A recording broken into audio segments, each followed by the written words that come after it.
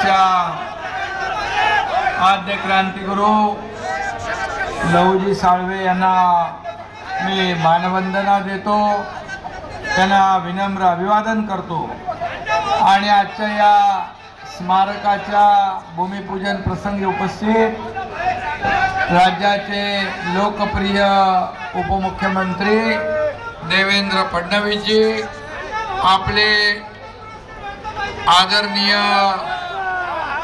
उपमुख्यमंत्री अजितदादा पवारजी, अण्णाभाऊ साठे यांचा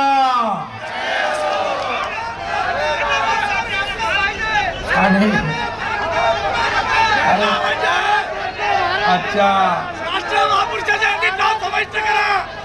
खरं म्हणजे आजचा दिवस अतिशय आमच्यासाठी भाग्याचा आहे। सकाळपासून महापुरुषांच्या स्मारकांना वंदन करण्याचा दिवस आहे। देवेंद्रजींनी मगाशी सांगितलं, आज आपण छत्रपती संभाजी महाराजांची समाधी आणि बलिदान स्थळ या ठिकाणी त्याचं भूमिपूजन केलं आणि त्याचबरोबर आता छत्रपती शिवाजी महाराजांच्या त्या काळामध्ये पराक्रमाचा वारसा असलेलं हे साळवे घराणं यांच्या लहुजी साळवेंचं आज भव्य दिव्य स्मारकाचं भूमिपूजन आपण करतोय, याचा आनंद आणि समाधान आहे।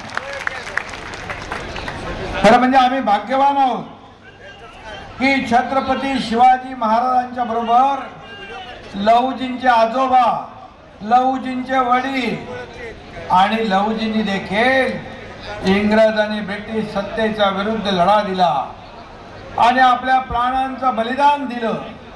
अशा लहुजी वस्ताद यांचं स्मारक महायुतीच्या सरकारमध्ये अशोक लोखंडेजी होतंय, याबद्दल मी मनापासून आपल्या सगळ्यांना शुभेच्छा देतो आणि यासाठी आमचे चंद्रकांत दादा पाटील असतील, पुण्याचे आपले त्यावेळेस पालकमंत्री होते, आता अजितदादा आहेत पालकमंत्री, आणि या पुणे जिल्ह्यासाठी देखील अनेक योजनांची आपण आज भूमिपूजन केली आहे। पोलिसांसाठी असेल, त्या ठिकाणी रोजगारासाठी असेल, आणि आता शेवटी लहुजी वस्ताद यांचा भव्य दिव्य असं हे स्मारक, मगाशी आपण चित्रफित पाहिली, त्यांच्या पराक्रमाला साजेस असं स्मारक करण्याचं भाग्य आम्हाला लाभलेलं आहे। आणि खरं म्हणजे मी आपल्याला एवढंच सांगतो,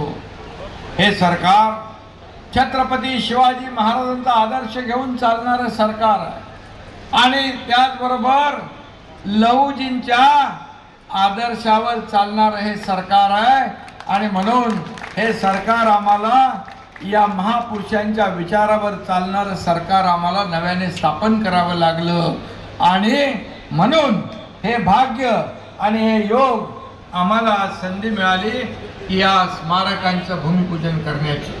खरं म्हणजे आज मातंग समाज हा मातंग समाज अतिशय प्रामाणिक आहे, अतिशय कष्टाळू आहे आणि पण दिलेला शब्द पाळणारा हा मातंग समाज आहे। काल देखील मला शंभूराज यांच्या बंगल्यावर आपले काही लोक भेटले। शंभूराज यांना देखील मी सांगितलं होतं, अशोक लोखंडे, कांबळे आपले सुनील आणि अशोक लोखंडे सारखा त्याचा पाठपुरावा करत होते आणि यासाठी आपण एक कमिटी देखील नेमली। या अभ्यासासाठी डॉक्टर सक्ते, मारुती वाडेकर आणि त्यांचे सहकारी, आणि यामधून आज पार्टीप्रमाणे आरटीची स्थापना हा ऐतिहासिक निर्णय आहे। खरं म्हणजे ऐतिहासिक निर्णय आहे।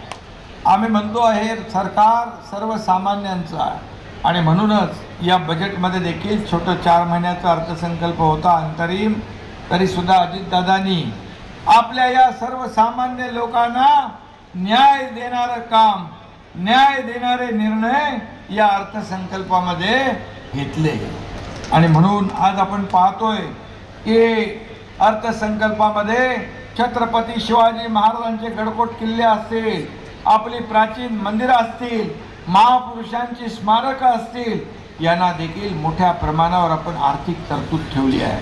तर या महापुरुषांनी आपल्याला शिकवण दिली, आपल्याला जगण्याचा मार्ग दाखवला, त्यांचा आदर्श डोळ्यासमोर ठेवून आपण काम करतोय.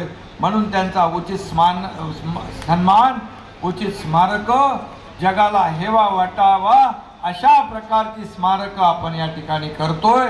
आणि त्यामुळे नव्या पिढीला यांचं कार्य, त्यांनी केलेला पराक्रम, त्यांनी दिलेलं बलिदान, मला काय मिळालं यापेक्षा मी या देशाला काय देतोय हे त्यांनी पाहिलं. आणि म्हणून अशा प्रकारची दुर्मिळ व्यक्तिमत्व आज आपल्यामधून होऊन गेली, हा आपल्या सगळ्यांचा अभिमान आहे. आणि म्हणून लहुजी साळवे यांना जेवढं विनम्र अभिवादन मी या ठिकाणी केलेलंच आहे. मगाशी मला चंद्रकांत दादांनी आठवण केली, भिडेवाडा ते आपला महात्मा ज्योतिबा फुलेंनी पहिली शाळा मुलींची सुरू केली. ते प्रकरण कोर्टात गेलं होतं, पण सरकारने हायकोर्टामध्ये ते जिंकलं आणि भिडेवाड्यात देखील स्मारक होत आहे. आणि हे सगळं जे आहे म्हणजे किती वर्ष तुम्ही किती तुमचा लढा पण किती वर्षाचा, परंतु त्यासाठी तुमच्या विचारांचं सरकार आम्हाला स्थापन करावं लागलं, जुनं सरकार घरी पाठवावं लागलं, तेव्हाच हे सगळं होतंय. बरोबर ना?